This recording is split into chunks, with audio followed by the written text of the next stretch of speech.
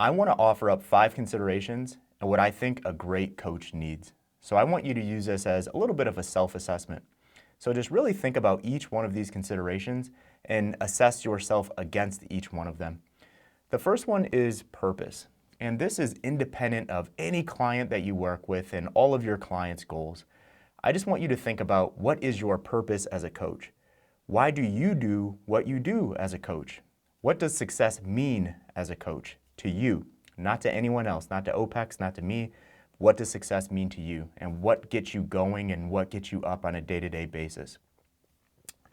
When we think about this, we avoid doing what we call the dance with clients. Client A comes in, they want to accomplish this goal, and we're like, yep, we're gonna mold it, we're gonna get you going there. And then client B comes in and they're like, well, I wanna do this type of fitness even though it's outside of your beliefs or whatever the case is. And you're like, okay, I'm gonna go ahead and do that and do the dance with you. Not to say that you don't meet clients where they are, because you absolutely have to, but there has to be a base of support. And I would just call that your purpose or your beliefs or your values. So you can use your own language there, but just challenge yourself on that. Number 2, now we're bringing the client into the fold.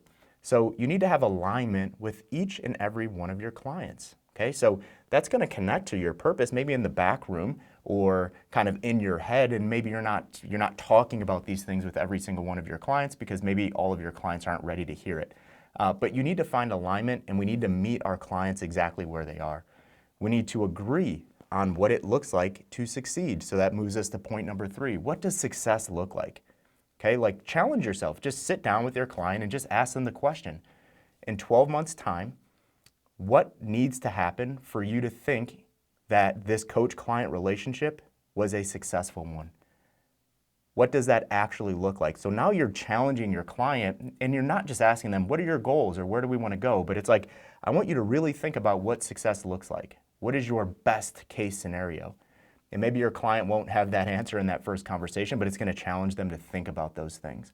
And then once you agree on what success looks like, that only increases alignment. And now we're moving forward. And keep in mind, this might change, right? You might talk about this in January, and then in March, success is something else. And you need to have that conversation back and forth and align on those success measures.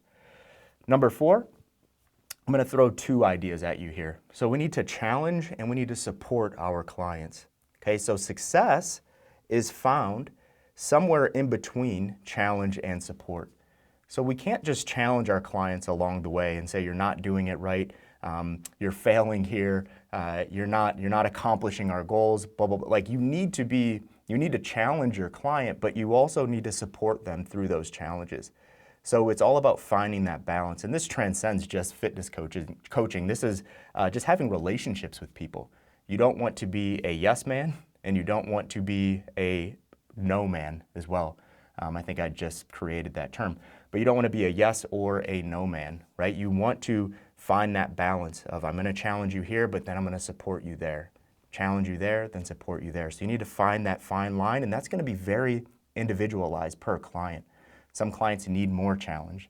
Some clients need more support. But just ensure that you're not treating every single one of your clients the exact same way when it comes to challenge and support. And then finally, and this is the most important in my opinion, we need to learn from every single client that we coach. Okay, so you could be the smartest coach in the world.